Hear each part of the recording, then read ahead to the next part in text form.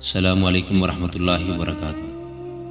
اس نے مسلمان جنگی قیدی بھی دیکھے جنہیں مار مار کر لایا جا رہا تھا، اور اس کے سامنے 2 قیدیوں کے سر کاٹ دیے گئے تھے کیونکہ وہ زخموں کی وجہ سے چل نہیں سکتے تھے۔ اس نے مسلمان گھروں سے لڑکیاں اغوا ہوتے دیکھی تھی، اور اس نے مسلمانوں کو بیگار میں جاتے بھی دیکھا تھا۔ شوبک کے مسلمان کہا کرتے تھے کہ جب شہر میں عیسائی مسلمانوں کو بلا وجہ پکڑ پکڑ کر کیمپ میں لے جانا شروع کر دیں اور ان کے گھروں پر حملے کرنے لگیں تو سمجھ لو کہ انہیں مسلمانوں کے ہاتھوں کہیں شکست ہوئی ہے۔ عماد شامی کا گھر بھی محفوظ نہ رہا۔ اس کی ایک بہن تھی جس کی عمر 7-8 سال تھی۔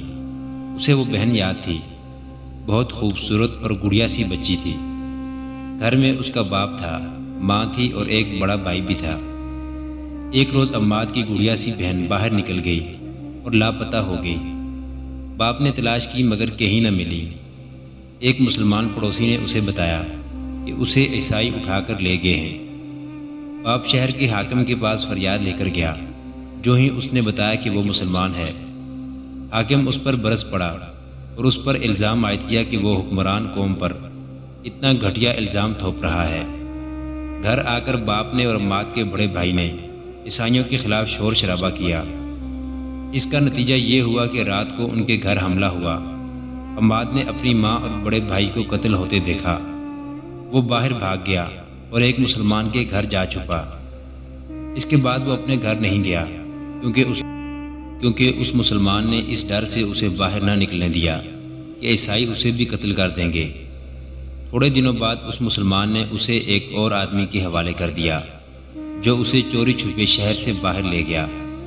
صبح کے وقت وہ ایک قافلے کے ساتھ جا رہا تھا۔ بہت دنوں کی مسافت کے بعد وہ شام پہنچا۔ وہاں اسے ایک امیر کبیر تاجر کے گھر نوکری مل گئی۔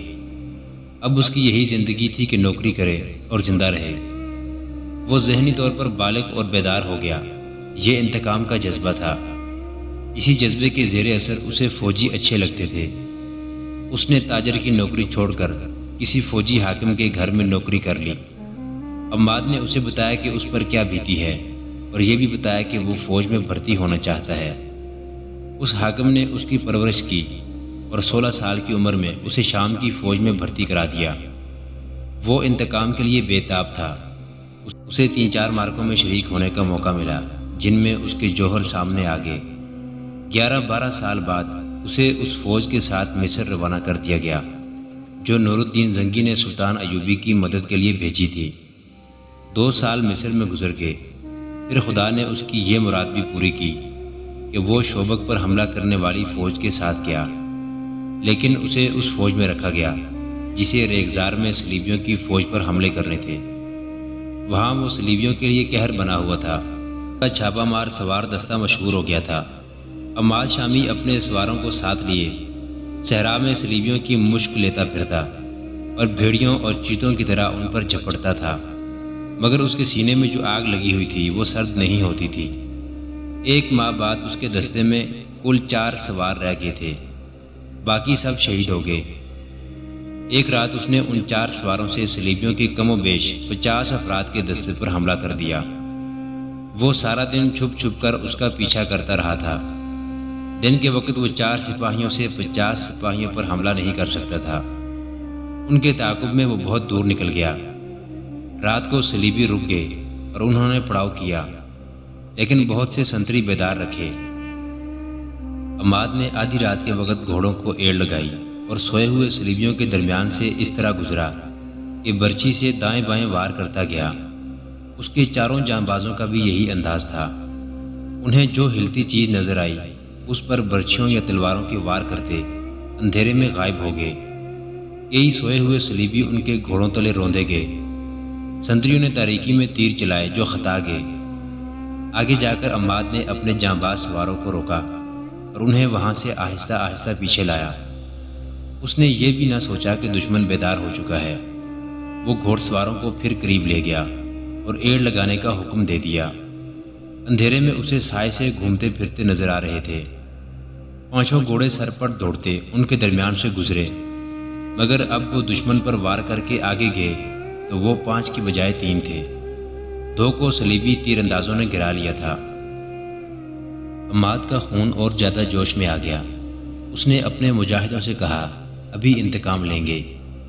یہ اس کی حماقت تھی۔ اس نے اپنے دونوں مجاہدوں کو موڑا اور صلیبیوں کے قریب آہستہ آہستہ آ کر حملے کا حکم دے دیا۔ اب تو گھوڑے بھی تھک گئے تھے اور دشمن پوری طرح بیدار ہو گیا تھا۔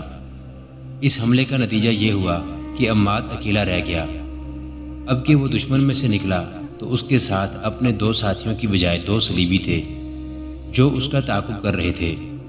اندھیرے میں اس نے انہیں ان کی للکار سے پہچانا، ورنہ وہ انہیں اپنے ساتھی سمجھ رہا تھا۔ وہ اس کے سر پر پہنچ گئے۔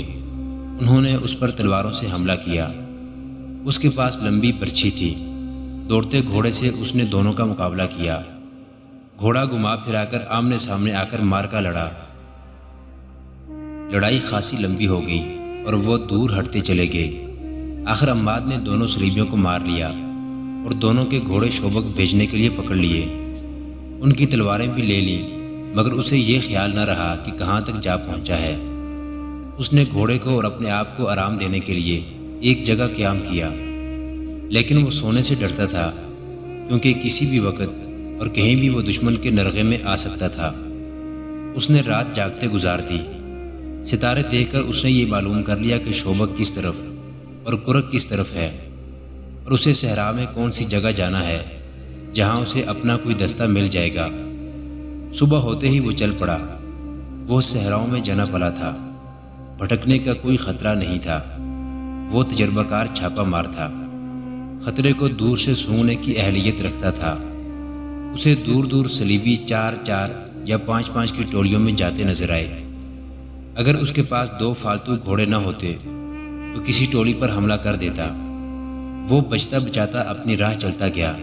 راستے میں اسے کئی جگہ گھوڑوں اور اونٹوں کے مردار اور صلیبی سپاہیوں کی لاشیں پڑی نظر آئیں جنہیں گدھ اور لومڑیاں کھا رہی تھیں۔ ان میں اس کے اپنے ساتھیوں کی لاشیں بھی ہوں گی۔ وہ چلتا گیا اور سورج افق پر چلا گیا۔ آگے ٹیلوں کا علاقہ آ گیا جس میں سے راستے ہر چند قدم پر گھومتے تھے۔ یہاں ڈر تھا کہ صلیبیوں کی کوئی ٹولی رات کے لیے قیام کرے گی۔ وہ سورج غروب ہونے سے پہلے وہاں سے نکل جانا چاہتا تھا۔ یہ ڈر بھی تھا کہ کسی ٹیلے پر کوئی تیر انداز نہ بیٹھا ہو۔ وہ ہر طرف اور اوپر دیکھتا چلا گیا۔ آگے راستہ 2 ٹیلوں کے درمیان سے مڑتا تھا۔ وہاں سے وہ مڑا تو اچانک اسے کسی کے دوڑتے قدموں کی آہٹ سنائی دی۔ کوئی آدمی ساتھ والے ٹیلے کے پیچھے چھپ گیا تھا۔ اس نے گھوڑے کی باگ کو جھٹکا دیا اور ایڑی لگائی۔ تیز رفتار سے وہ ٹیلے کے پیچھے گیا تو آگے راستہ ایک اور ٹیلے نے بند کر رکھا تھا۔ یہ جگہ ایک وسیع کھڈ بنی ہوئی تھی۔ عماد سے کوئی 20 قدم دور میلے کچیلے سے چوغے والا ایک آدمی ہاتھوں اور گھٹنوں کے بل ٹیلے پر چڑھنے کی کوشش کر رہا تھا۔ عماد کی طرف اس کی پیٹھ تھی۔ اس آدمی کا سر ڈھکا ہوا تھا۔ وہ آدمی نہتا معلوم ہوتا تھا۔ عماد نے اسے للکارا مگر وہ ٹیلے پر چڑھنے کی کوشش کرتا رہا۔ ٹیلا مشکل قسم کا تھا۔ عماد آگے چلا گیا۔ اس آدمی نے ایک کوشش اور کی مگر کہیں ہاتھ پاؤں نہ جما سکا۔ وہ نڈھال ہو چکا تھا۔ ٹیلے سے اس کی گرفت ڈھیلی ہو گئی اور وہ لڑکتا ہوا عماد کے گھوڑے کے قدموں میں آن پڑا۔ اس کے سر سے چوغے کی اوڑھنی والا حصہ اتر گیا۔ عماد یہ دیکھ کر حیران رہ گیا کہ وہ ایک جوان لڑکی تھی اور خوبصورت اتنی جو اس نے پہلے کبھی نہیں دیکھی تھی۔ عماد گھوڑے سے اترا۔ لڑکی خوف زدہ تھی۔ اس کی رہی سہی قوت بھی خوف نے ختم کر دی۔ وہ اٹھی مگر بیٹھ گئی۔ عماد نے اس سے پوچھا کہ وہ کون ہے۔ اس نے جواب دیا، پانی پلاؤ۔ عماد نے ایک گھوڑے سے پانی کی چھاگل کھول کر اسے دے دی۔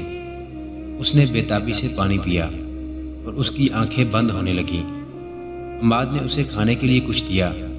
جو اس کے پیٹ میں گیا تو اس کے چہرے پر زندگی کے آثار نظر آنے لگے۔ عماد نے اسے کہا، مجھ سے ڈرو نہیں، بتاؤ کون ہو۔ شوبک سے اپنے خاندان کے ساتھ چلی تھی۔ اس نے تھکی ہاری زبان میں کہا، سب مارے گئے ہیں، میں اکیلی رہ گئی ہوں۔ مسلمانوں نے راستے میں حملہ کر دیا تھا۔ محترم ناظرین، صلاح الدین ایوبی کی زندگی کے واقعات پر مشتمل سیریز دیکھنے کے لیے چینل کو سبسکرائب ضرور کر لیں۔ گزشتہ اقساط دیکھنے کے لیے چینل پر پلے لسٹ کا وزٹ کریں۔ ویڈیو کو لائک اور شیئر ضرور کیجیے۔ کمنٹ باکس میں اللہ اکبر ضرور ٹائپ کریں۔ اللہ آپ کا حامی و ناصر ہو۔